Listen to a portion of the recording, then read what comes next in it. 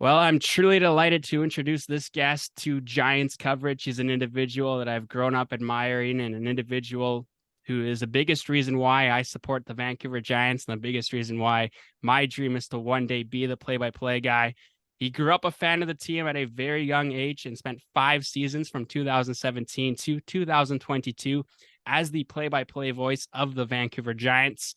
An individual who is one of the very best broadcasters, and dare I say, the greatest to me. Truly, he was a mentor. Lucky enough to call him a friend of mine. No one else I'd rather start the show with, start Giants coverage than with Dan O'Connor. Dan, how's everything going? Thanks so much for taking the time. Happy to be here. Congratulations on the podcast. Your $50 check is in the mail for such a kind introduction. But honestly, happy to do it. Really happy to see the work that you're doing, and congratulations again on launching the show, launching the podcast, launching the website. It's all good, and happy to play a small part. Looking forward to talking with you. Thanks so much, Dan. It's been a lot of fun. And you know, another thing that was a lot of fun for the Giants, 17 years ago now, they won the Memorial Cup, a 3-1 victory over the Medicine Hat Tigers. They lost to them, though, in the WHL Championship Series. A packed house, however, in that final game. But really, the Coliseum full for all 9 of those games, 121,000 and change the attendance for that tournament. Take me through that. Were you at that game? Did you get a chance to experience that firsthand? I was not at the championship game. My parents were, because at that point in time, 2007, I was actually year one of my broadcasting career. I was living in Chetwynd, BC, and I had come down for I came down a little bit earlier before the 27th. My birthday is the 25th of May.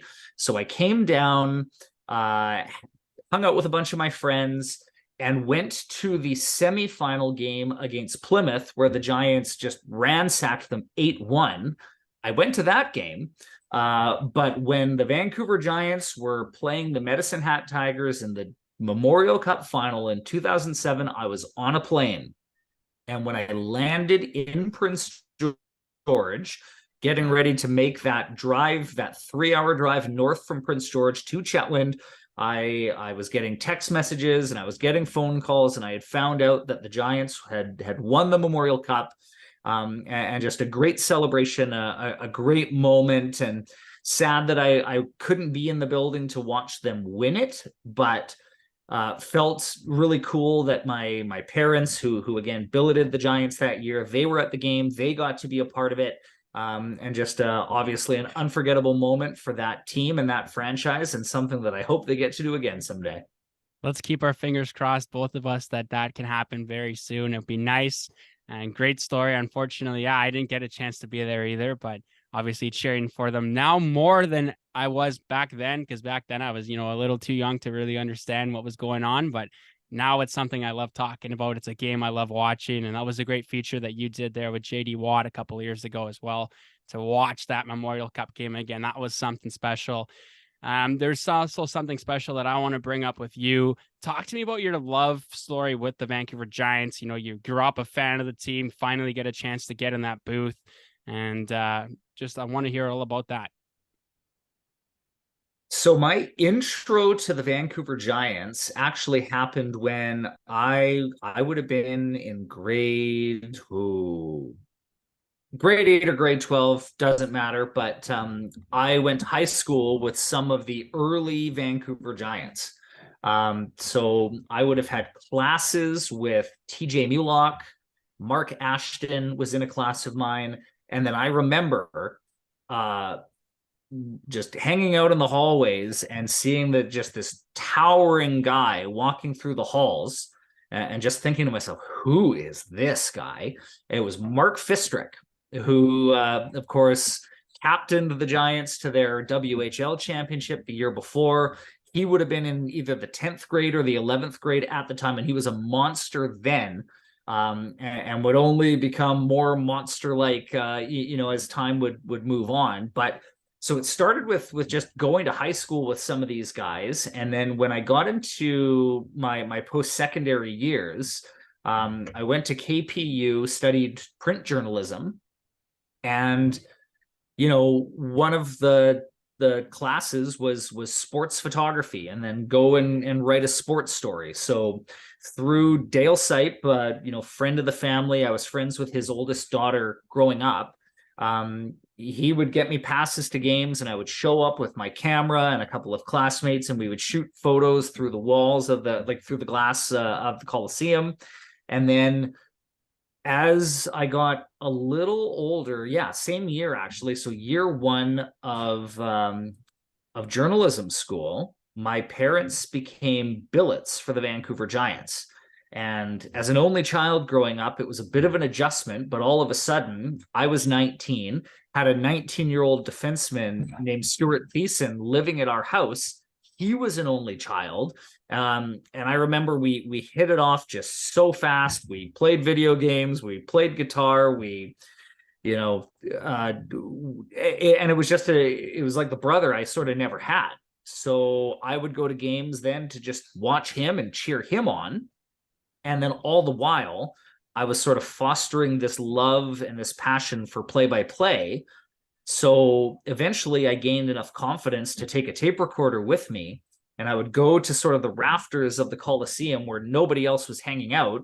All I had was a program and a little handheld recorder, and then I just started practicing calling hockey games. And then I would drive home with Stu, and we would listen back to the game together. And that would be something that, sometimes I would go with my dad, and I would do the same. And I probably did 3 or 4 games.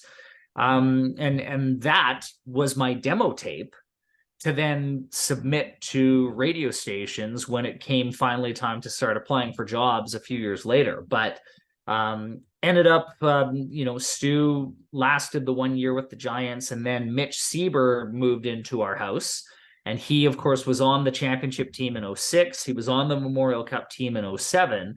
And again, just became another brother to me, and just a wonderful family, friendship that remains to this day. And so, all the while, just sort of billeting the Giants, watching their games, doing some school projects. I remember doing a sit-down interview with Mark Fistrick for the Kwantlen Chronicle newspaper way back when. And then all the while, just sort of familiarizing myself with the building, familiarizing myself with some of the people, so that, when it came time to start my career, and when it came time to sort of go out into the world and begin my career in radio, I had all these connections with the Vancouver Giants. So when it came time to, that Memorial Cup win, the very next day, the Monday, Milan Lucic, Brett Festerling, and 1 or 2 others, they were on a golf course just celebrating together. Dale Sipe was passing his cell phone around to all of them, and 5-minute chat with Milan Lucic, 5-minute chat with Wacy Rabbit, 5-minute chat with Brett Festerling, and on and on and on. And so it just, for all sorts of different little reasons, the Vancouver Giants just sort of became a part of my DNA, and a team that no matter where my career took me, no matter what province my career took me, I was always interested in how the Vancouver Giants were doing.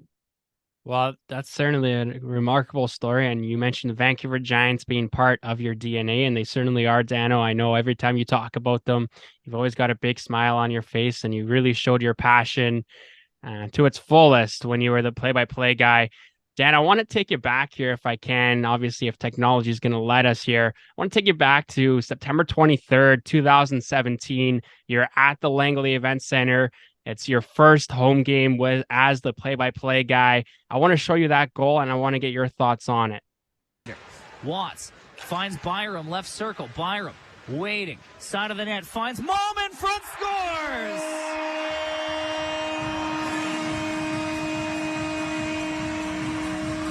The Langley boy, James Malm, gets the Vancouver Giants on the board. What a pretty feed from Bowen Byram. The good guys are on the board. The good guys on the board. You had the chance to call some preseason games before that regular season game.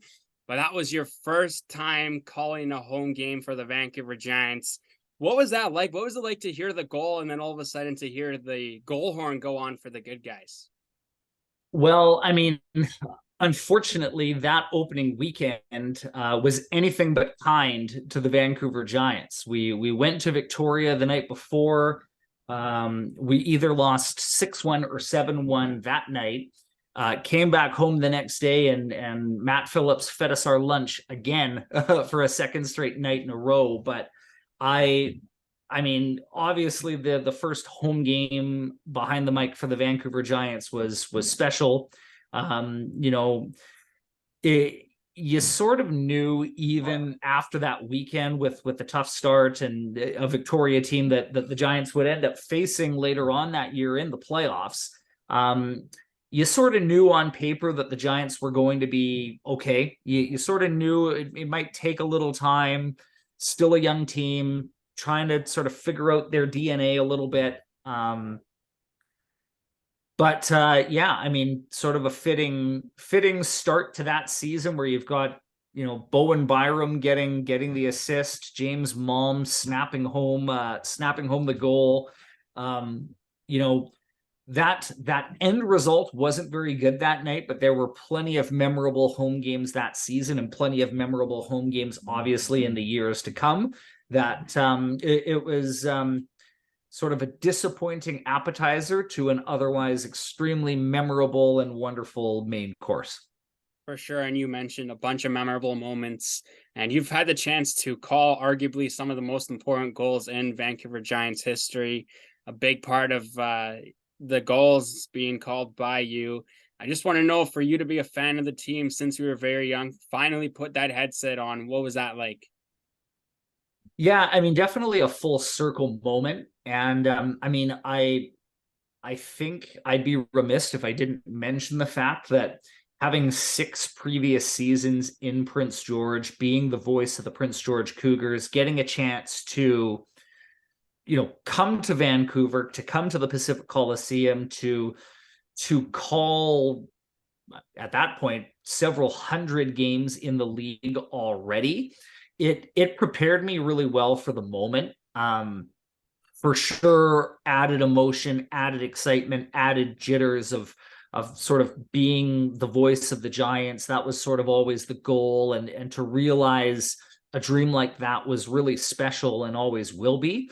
But having been through it before, having sort of been, I just think being familiar and sort of knowing the guys on our team, knowing the guys on the other side, it, as you well know, calling games yourself, when the puck drops, instinct just kind of takes over.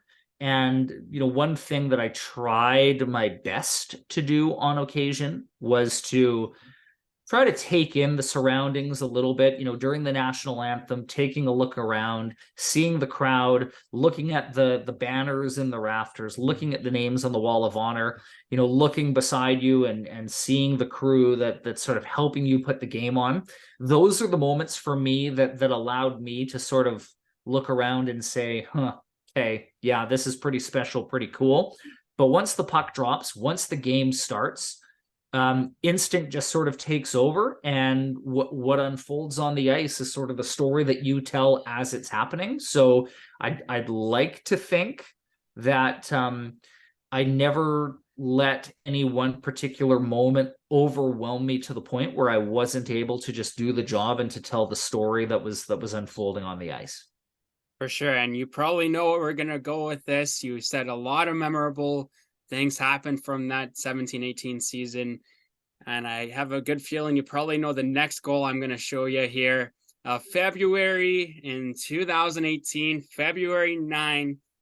And I already know what you're expecting to see. So let's just put it up and hear your thoughts of it after this.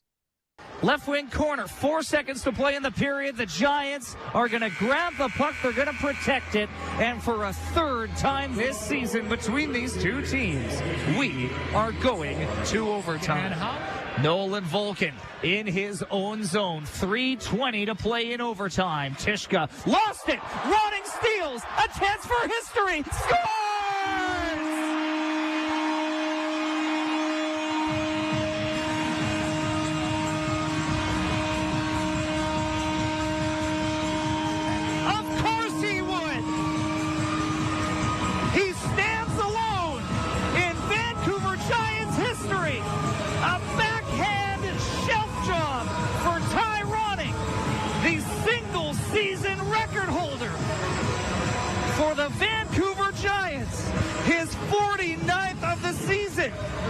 the game winner in overtime, a minute 42 in, and an unbelievable victory for the Vancouver Giants on Ty Ronning's historic goal on home ice at the Langley Event Center. Dan, I get emotional watching that. What goes through your mind now that you get to look back on it?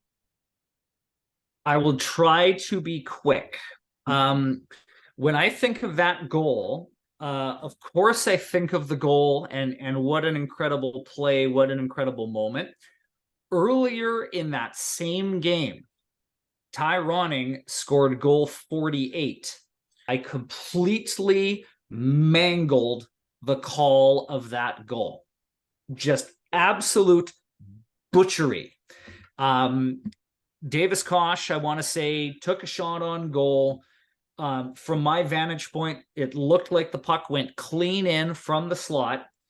And then I'm waxing away about Davis Kosh scoring this goal for the Vancouver Giants. And all the while, Ty Ronning is leading the flyby.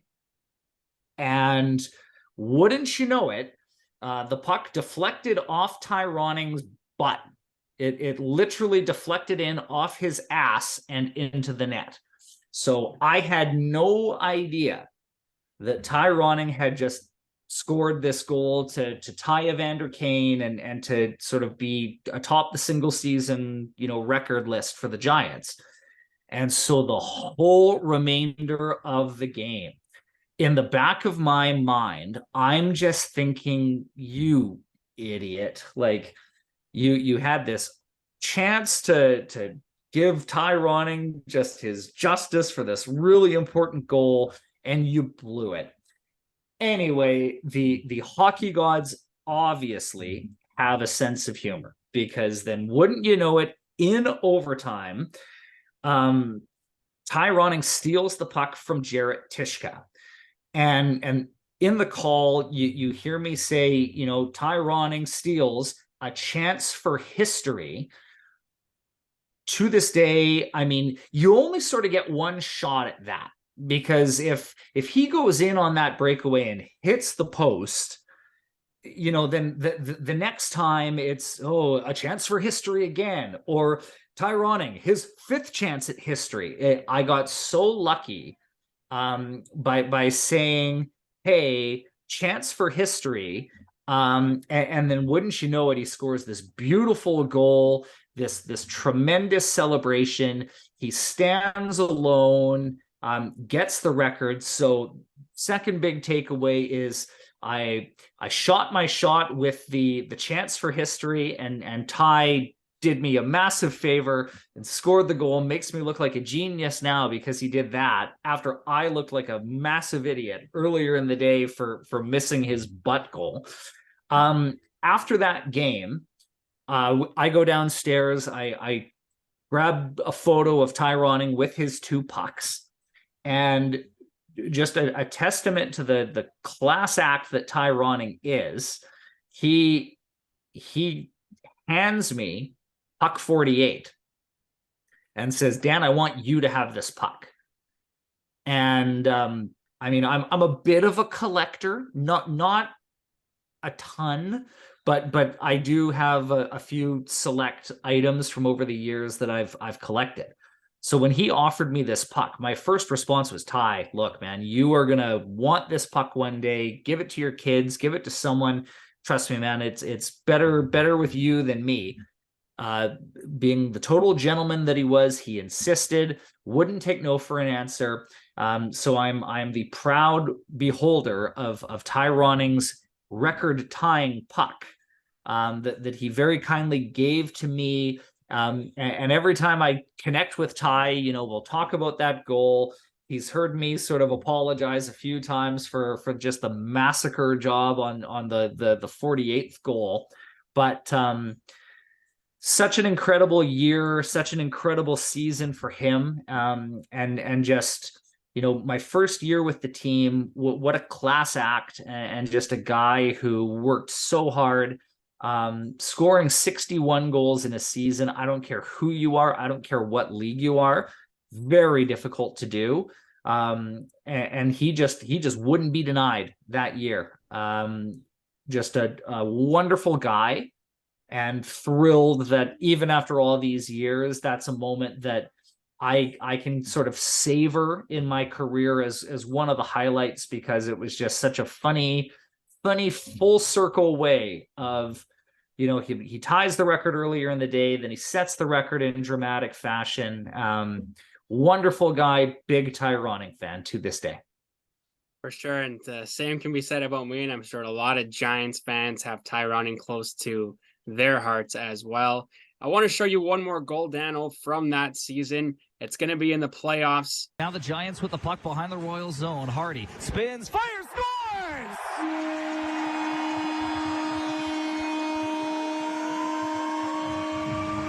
That puck had eyes. Owen Hardy at the right wing side. Just a little spin and shoot. It went off something. Back of the net it goes. 6 minutes, 32 seconds into game 3. It's 1-0. That was a great goal there by Owen Hardy, and little did we know, I'm sure at that time, how much of an impact he would have. But that's the first ever goal called at the Langley Event Center in the playoffs. What do you remember about that one, and what was it like for the team to finally make the playoffs? I know it was a bit of a tough couple seasons for the Giants. I think if you talk to anybody from that team, talk to Tyler Benson, talk to Bowen Byram, talk to Tyroning, talk to Jared Dimitru, Alex Kanik-Liepert, David Tendick, on and on and on and on and on. That series with Victoria, I think we should have won it. And I think we could have won it. I think we were a goalpost in overtime away in game 6 from winning it. Victoria during the regular season just had our number. But I remember going to Victoria, game 1, first shift of the series, Darian Skio got suspended for a high hit on Dino Kambites. Trent Miner, 16 years old, started that game because David Tendick was injured and just put forth this heroic performance. The Giants won game 1 of that series. They came back home with the split. And I think that early goal from Owen Hardy, just such a typical Owen Hardy goal, just pure workmanlike effort from him. But that early goal is scored, and I think that just sort of like fostered this belief that, we had every bit of business being in that series on that same ice with a stacked Victoria Royals team. I mean, they had Matt Phillips, they had Dante Hanoun, they had Tyler Soy and Tanner Kaspick and Noah Gregor and all of these great players. And yet we were right there with them the whole series through. Owen Hardy, man, what a guy, what a player, an absolute freak in the gym. And just the best thing about Owen Hardy, I wish there were just so many more guys like him. Low maintenance, quiet, no frills, didn't ask for a whole lot. Would he have liked to have played on the power play more? Yeah, probably. Could he and should he have been drafted to the NHL, or at least attend another NHL camp or two because of his size and because of his conditioning? Yeah, probably. But just the exact kind of guy that you want in the stall next to you, because he would stand up for his teammates, he would score big goals, and just I think he was only about 6'2", but one of the strongest, sturdiest players I ever remember in 11 years of being in the league. And just a wonderful guy, great family, and one of my many favorites from the Giants over the years was Owen Hardy.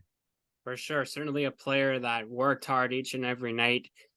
The following season, a huge season for the Vancouver Giants. And I want to transition to that year by asking you if you believe that the 17-18 season had a lot of factors. And did you think, looking at that team, that what would come that following season was going to happen? Yes, but but it was a bit of a surprise. because the Giants, of course, they go to game 7 with Victoria. They lose game 7. You look at who's eligible to return. You've got Bowen Byram in his draft year. You've got, Davis Kosh is going to be 20. Jared Dimitri is going to be 20. James Malm was going to come back for his 19-year-old season. And I think there was just this wide confidence of just knowing on paper that the Giants were ready for the next step. But about a week or two after the Bantam draft, they part ways with Glenn Hamlin. Shortly thereafter, they hire Barclay Parnetta as the general manager. Jason McKee was let go of his coaching duty. And so all of a sudden, you've got a new GM and a new head coach, a new assistant coach. And you know what?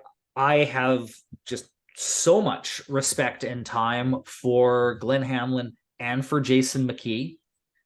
But day 1, practice 1 of training camp with Michael Dick as the head coach and Barclay Parnetta as the general manager,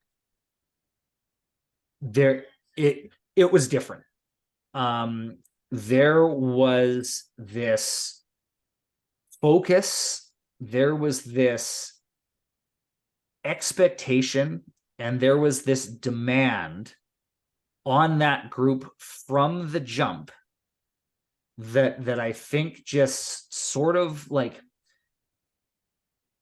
just doubled down, tripled down on the fact that the losing years and the real doldrums for the Vancouver Giants were done and over with.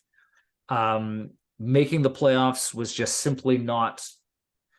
It wasn't enough to just make the playoffs. It wasn't enough to win, 6 of every 10. The expectation and the demand was to win every single night. And it just felt different. And I remember week 1 of that season, we had a home and home with the Everett Silvertips. And you, following the league like you do, that, beating Everett once in a weekend is a very difficult thing to do. We swept them. We won both games of the home and home. And that was just sort of like an early whoa moment of, okay, yeah, this team is for real. And Bowen Byram was in his draft year and was just all worldly good, but we didn't have a 100-point guy on that team. We didn't have one guy that you would just tap on the back and say, hey, it's 2-2. We need a go-ahead goal and we need it now. But you had a team that on any given night, it could be any of the 4 lines, it could be any of the 6 defensemen, and it could have been David Tendick one night and Trent Miner the next. It didn't matter who got the tap on the back. Everybody sort of took turns delivering that year. And so many, I've asked this question to so many of those players over the years, sort of when was that moment? When was that light bulb? When was that time that you knew that the Giants were championship good? And the 2 answers I always got were, 1, after the Alberta road trip in December, we won in Red Deer 6-0 right after Christmas, had no business winning that game. David Tendick stood on his head, got our lunch handed to us the next 4 games, lost to Calgary, lost to Edmonton, lost to Medicine Hat, lost to Lethbridge, but then went to Cranbrook and beat the Kootenay Ice 6-0. I think from that Kootenay game onward, we maybe lost 4 games the rest of the year in regulation. There was just something like a switch had flicked after the deadline. And it would be an 8-game winning streak, followed by a 6-game winning streak, followed by another 7-game winning streak. And then before you know it, at the end of the season, with about 1 or 2 games left, the Giants needed a win to win the West and to finish with the top seed in the playoffs. And, Everett was really good that year. Portland was good that year. Spokane was really good that year, but all of a sudden you sort of look at the end of the year and you're like, okay, Western Conference regular season champs. I knew we were good, but I didn't know we were necessarily that good. The other highlight that guys always talked about was the January game, nationally televised, Prince Albert Raiders. I think it was the NHL All-Star break or something was happening, so that there was zero other hockey, and it was a Thursday night, coast to coast on Sportsnet. Giants and Raiders. Raiders were the number one team in the CHL at the time. The Giants beat them 3-1. Trent Miner played out of his mind in goal. And at the end of that game, I think all of us sort of knew, okay, we just went toe-to-toe with the best and won. Little did we know that would be a precursor to an unforgettable 2 weeks in May of 2019 that would be the best of times and the worst of times for the Vancouver Giants. So certainly some exciting stuff. That Prince Albert game was certainly lots of fun, but I want to jump back a little bit in time and take you to the Pacific Coliseum. The Vancouver Giants announced they're playing 2 games there. The first one against the Tri-City Americans. And I want to know what that was like for you to be a fan of the team for such a long time, to grow up in that building and to finally put the headset on in a building that you've called home for such a long time. I mean, I had gotten to call some games at the Coliseum with the Cougars. And for so many games, every time I called a game at the Coliseum, we lost. So the Coliseum was never all that friendly to me until I became the voice of the Vancouver Giants. The Tri-City game, I feel like it was a pretty convincing win, like a 5-2 win, if memory serves correctly, 5-2, 5-3, something like that. And then the teddy bear toss game, that was an incredible night, but it was about 1 minute and 17 seconds away from being a disastrous night. Because you've got 8,000 plus fans at the Coliseum that night, teddy bears in tow, ready to throw them onto the ice, and Griffin Outhouse, who, man, oh man, if you had a nickel for every big save he made against the Giants over the course of his career, you'd have a lot of nickels. But couldn't handle the pass. Hardy trying to keep it pinned deep against Walford. Now Walford just trying to jam it along the boards. What a veteran play by Walford. Now Doug free side of the net. They score! History is made for the Vancouver Giants. Bowen Byram back to back.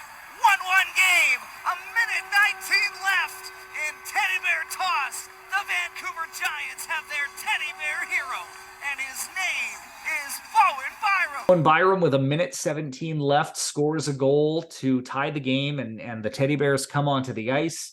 And then it was the former Royal Jared Dimitrou who then won the game in overtime on a breakaway. So very cool to sort of be in that building. And of course, the history of, all the Giants memories, all the NHL memories, and so many great moments in that building. I don't think a Giants game has been played at the Pacific Coliseum since. No. So the last Giants goal scored in that building was Jared Dimitrou scoring on a breakaway in an elf, in a Buddy the Elf uniform on Teddy Bear Toss to beat his former team in overtime is pretty remarkable, and definitely a great memory. For sure. Who's writing that stuff? It's a pretty good story. One of the things I want to ask you about, I know the players have talked about it a lot, the players that were on that team, when they arrived at the Coliseum in the bus, they were starstruck to just show up to the Coliseum, see the giant building that awaited them, and to finally get a chance to head into the former Giants room, step on the ice at the Coliseum there with over 10,000 fans. When you arrived to the Coliseum, what was that like for you? Well, I mean, sort of getting back to what we talked about a little earlier, I mean, in a lot of ways, instinct just sort of takes over. There's a lot that goes on before a hockey game, and there's a lot extra that has to happen when you're not at your actual home rink. So the best part of a game at the Coliseum is when the puck drops and all the work is done, because then you just get to enjoy the game. A lot of the times, though, when it's a situation like that, you're testing microphones to make sure that you've got a good connection. You're praying to anything that will listen that you've got working internet so you can connect your broadcast. What are the sight lines like? Did I print enough lineups? Because if I didn't, well, then I'm at the mercy of somebody at the Coliseum having a fax machine or having a photocopier somewhat nearby, because I not to smear neutral site games, but oftentimes games like that for the folks behind the scenes are quite stressful. Adding the fact that it's teddy bear toss and everybody is on edge and everyone is expecting a big crowd and all of this stuff. What was it like when I got to the rink that day? I had a thought of, I hope I have enough rosters, and I hope that the teddy bear goal is scored fast. I did have enough rosters. The teddy bear goal was scored anything but fast. And that's one thing I wanted to ask you about. And you've been honest this entire time, which I appreciate, but I want you to be honest with me here. Did you think the Giants were going to get that goal? Because there was a little bit of time when I was there, I wasn't too sure. I mean, it wouldn't have surprised me to see Griffin Outhouse shut them out. But I think that there was always something tugging at me, knowing that, especially having a guy like Bowen Byram, who just a flair for the dramatic, the right place, right time, all the time, it seems. I don't think I ever allowed my mind to go there thinking, this is going to be a 1-0 loss and we're not going to get to throw our bears. Well, that's a good answer, and it probably is one that I wish I had at that time too. But to see that goal happen and to be back in a building that I grew up in as well was something that I'm never going to forget. And I hope one day the team's going to get a chance to go back there for maybe a few games. That would be nice. Hopefully something's going to be in the works about that. But certainly a lot of fun. And I do want to mention as well, because we are talking about Bowen Byram, we are talking about the teddy bear toss. Another historic goal you did get the chance to call. Bowen Byram back-to-back teddy bear goals. No other player in Giants history has done that yet. Does that mean anything extra to you, or is it just another teddy bear goal? Well, I mean, teddy bear goals, I think when Bowen Byram is long retired and he's hanging out in Cranbrook with a beverage in his hand and he's reflecting on his career, that might be the time where he looks back and he might think, yeah, you know what, letting the Bears fly back to back is pretty cool and something that he can sort of think back on fondly. Teddy bear toss, it's a wonderful initiative for fans. An absolute pain in the neck to figure out logistics for. I think if you talk to the staff of games, they will tell you what I did. The sooner that goal is scored, the better, just to sort of eliminate the stress and eliminate some of the added pressure that goes into it. I don't think coaches like teddy bear toss games very much because, you scored the teddy bear goal, everyone's happy, but then for 15, 20 minutes, you lose all focus, you lose all momentum from a goal that you're scoring.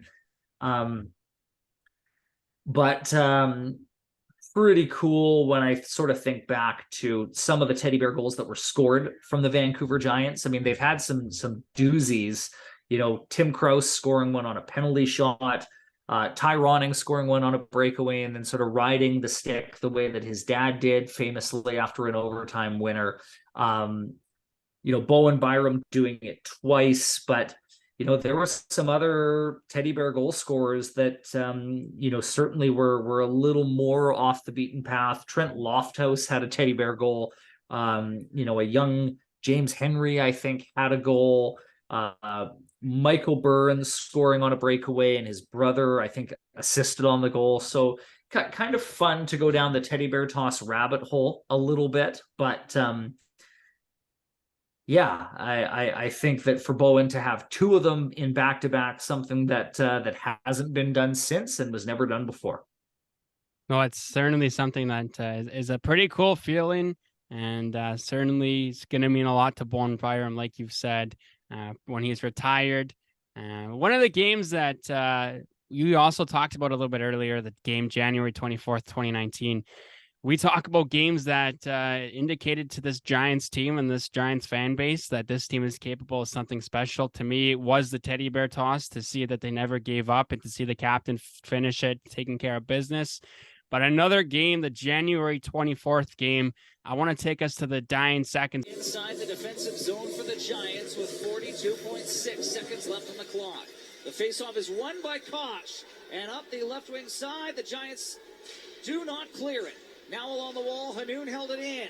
A third time at the point, the Giants do clear it. Davis Kosh at the empty net scores!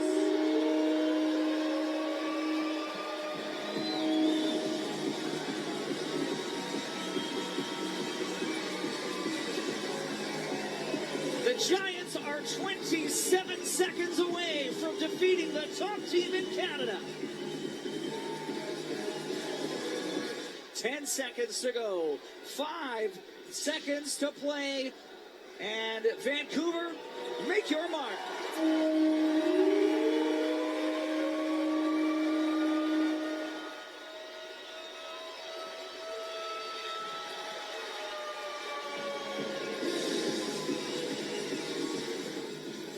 The Vancouver Giants become just the 6th team all season to hand the Prince Albert Raiders a regulation loss. The 3rd team to hand the Prince Albert Raiders a regulation road loss. This is a spirited win indeed for the Giants, who arrive at the 30-win mark. And it only took 44 games. What a win tonight for the Vancouver Giants. Trent Miner rather infamously was not named to the CHL NHL Top Prospects game 1 or 2 days earlier. And Barkley was pissed. Michael Dick was pissed. His teammates were pissed. I was pissed. Everybody thought that Trent Miner was deserving to be one of those goaltenders in the Top Prospects game.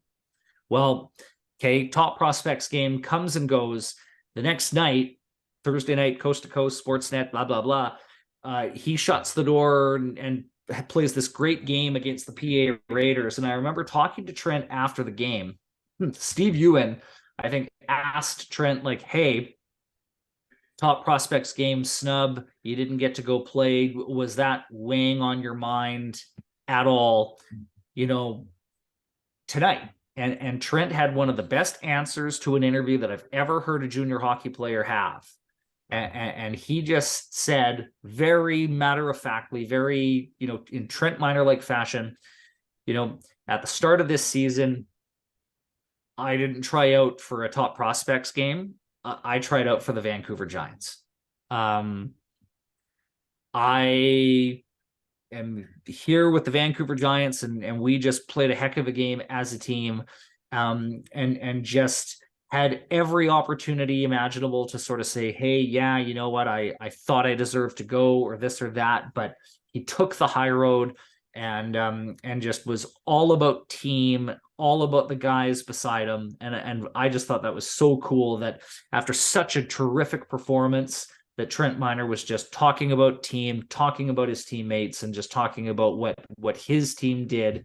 And it all worked out well for him anyway. He got drafted by the Colorado Avalanche, and the rest is history. Well, that sort of echoes, the way that all the players were that season. They all stood up for one another, and they all weren't very selfish whatsoever, which you usually don't see in hockey players. Some of them usually are pretty selfish, but when you take a look at the Vancouver Giants team, a lot of those guys weren't. I want to jump in, show you one more clip from that season. What else can I say about this one, Dano? I have a good feeling you know what it's going to be. The Vancouver Giants, they take down the Seattle Thunderbirds in 6 games, sweep Victoria in round 2. They finally knock out Griffin Outhouse, and he had their number for such a long time. But game number 2 of round number 3 against the Spokane Chiefs, and you've been pretty good with this game so far, Dan. You've known where every single goal is going. This time it's not just 1 goal, it's actually 4 goals that we're going to take a look at here. Gets to center, and he'll rim it around, took a weird hop off the wall, scores!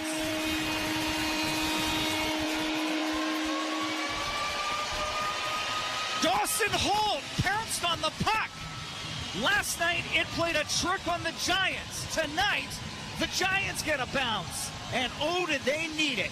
Game on at the LEC. To the point and out. Pass Byram.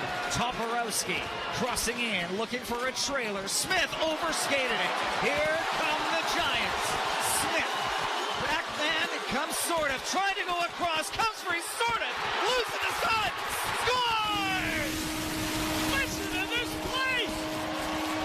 Listen to it! Jared Dimitru found the rebound off the rush. And the Langley Event Center is on its feet.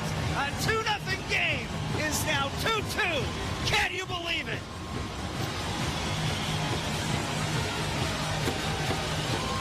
But he overskated a puck at the line.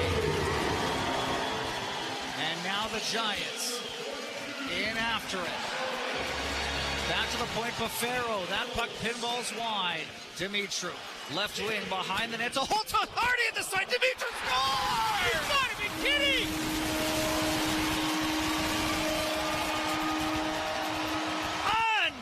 Unbelievable! The captain strikes again. And a 2-0 deficit is now a 3-2 lead for the Vancouver Giants in Game 2. We'll let you just listen, folks. Just listen.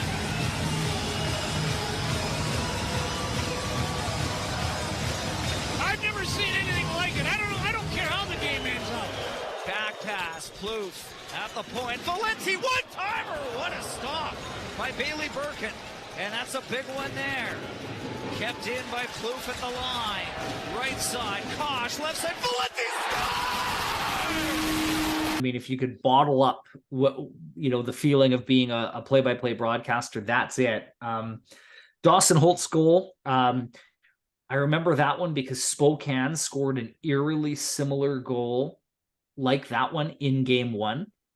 And up until that point, the Giants just, they weren't playing well. Spokane were full marks. The Giants just didn't seem to have their legs that night.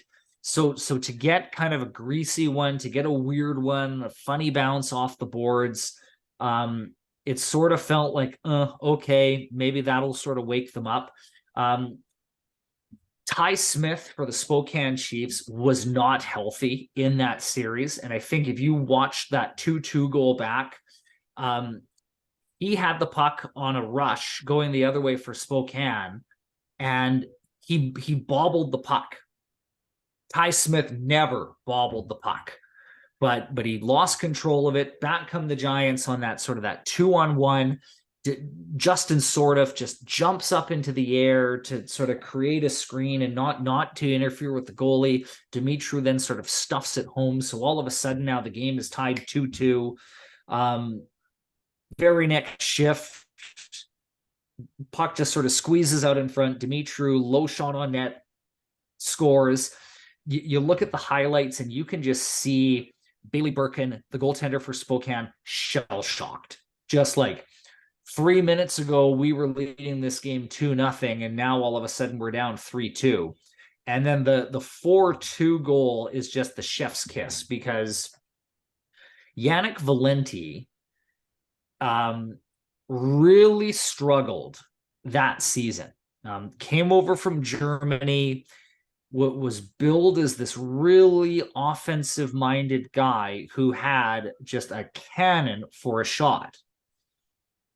But it's hard for European players to come to North America and figure it out. Yannick, there were many nights where he was in the press box. There were many nights where he would play 3-4 shifts a game if he was lucky.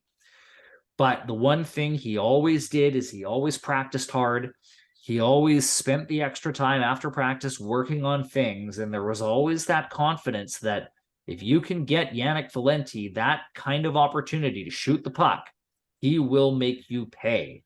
And that shot from the left circle that made it 4-2, his first goal since early November. It had been probably close to 50 games since he had last scored a goal.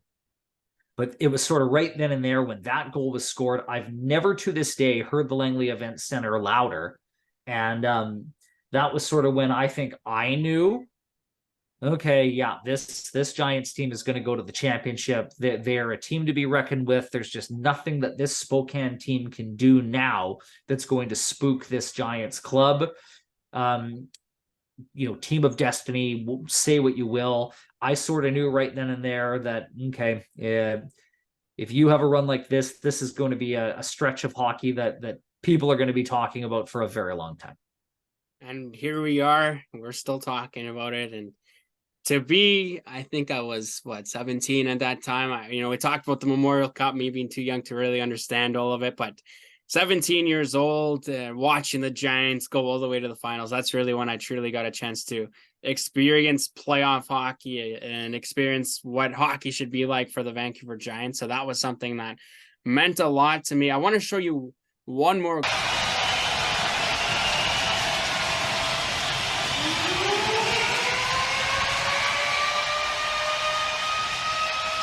On a Monday in May, the mighty have fallen. The Vancouver Giants have made history in 2022. May 2nd, 2022. History making Monday at the LEC for the Vancouver Giants. Not the best year for Vancouver, and I'm sure you'd admit that willingly, Dan, but to see what that team did in the playoffs, certainly something else. That year was a tough one. All sorts of tough things to navigate that year.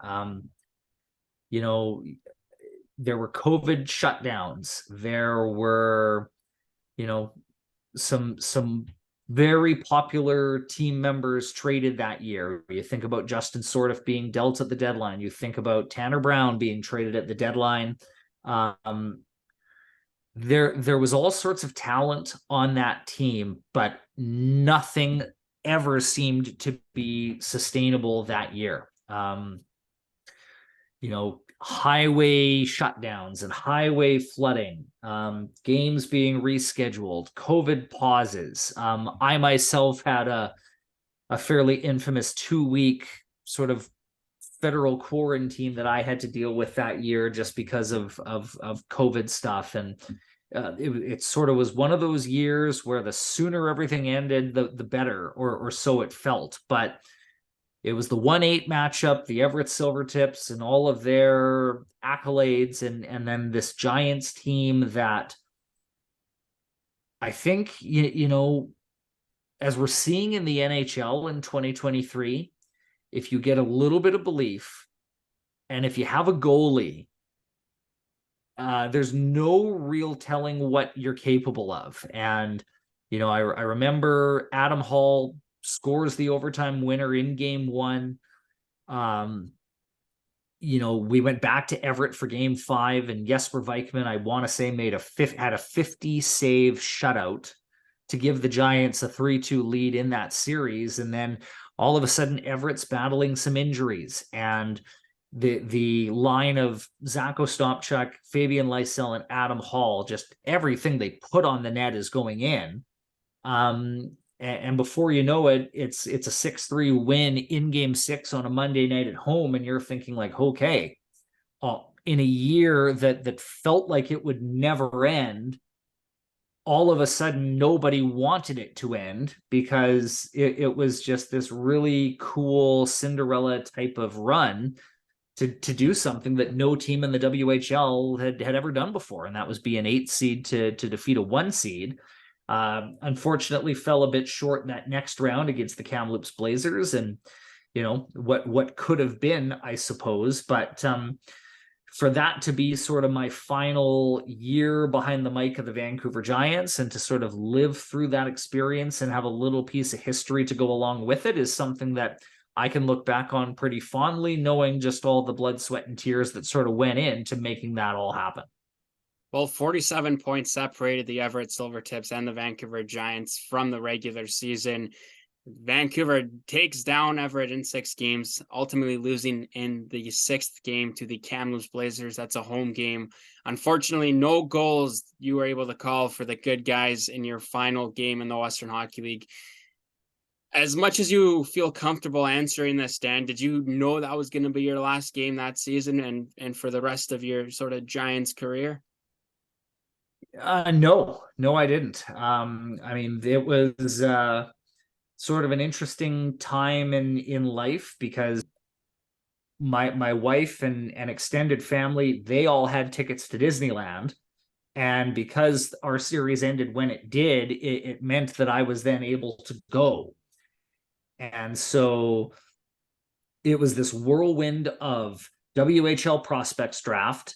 Got on a plane that night, ended up in Disneyland, and sort of right as this was all sort of happening, sort of an opportunity was sort of presented to me to look at UBC and to explore the possibility of sort of switching, not switching careers necessarily, but just sort of switching paths a little bit into sort of a different avenue in sports. And yeah, I mean, a few weeks later and a few conversations later, it just sort of became clear to me that with sort of family planning at the forefront of my mind and just a few life goals that I guess have shifted in my mind over the years, it was time to step away, and it was time to do something else. And to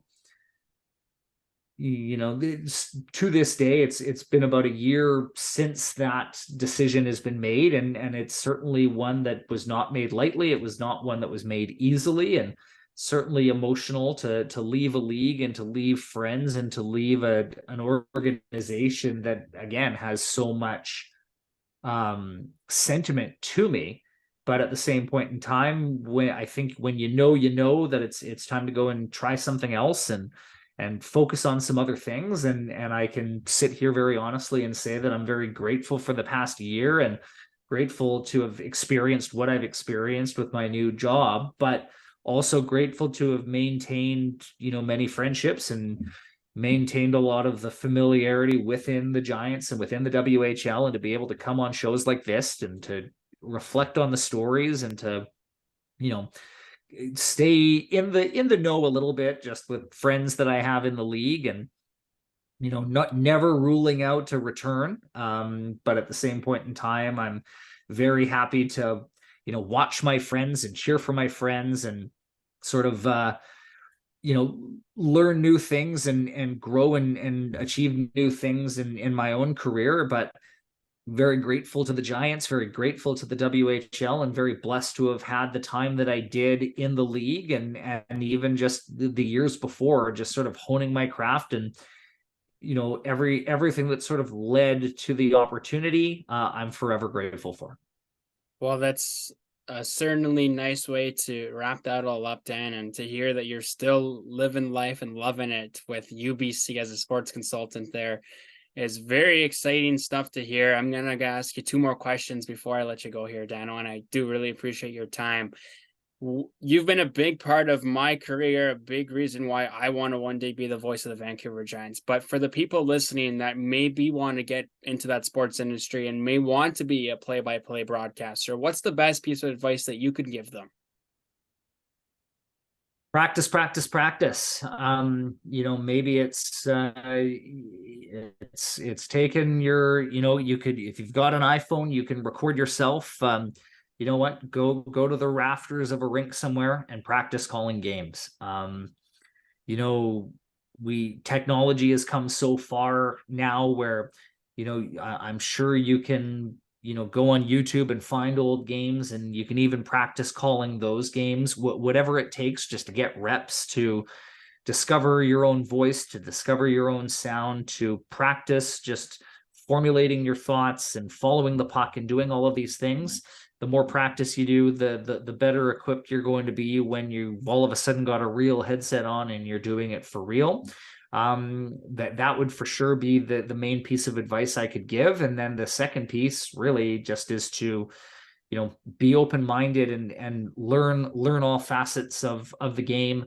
Often broadcasting is sort of the cherry on top of a job that also includes many other things, be it communications, websites, you need to learn how to do. So just be a sponge, try and surround yourself with good people, and be ready, because when the opportunity comes, you want to make sure that when that mic goes on, you're confident and ready.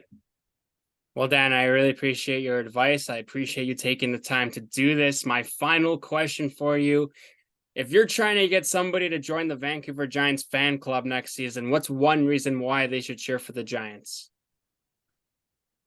One reason why you should cheer for the Vancouver Giants. I mean, there's so many. But I mean, I think that at the heart of the Vancouver Giants is community, and it's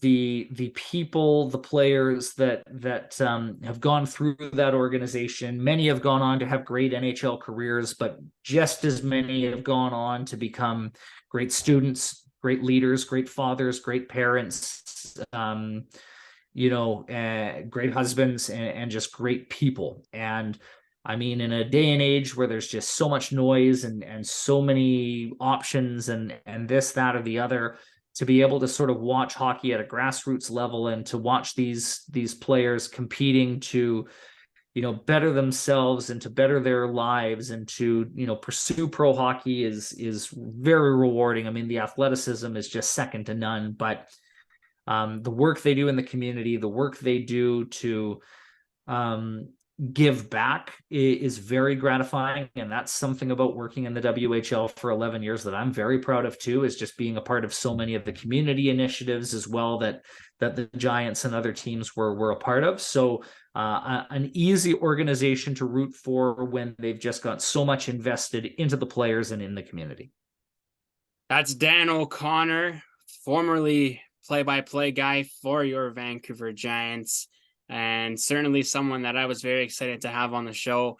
Dan, thank you so very much for doing this. I really do appreciate every single conversation that we have together. And I mean what I'm about to say here, Dano. You truly are the reason why I love what I'm doing and the reason why I'm doing what I'm doing. So to be able to speak with you is always a thrill, and I admire it deeply.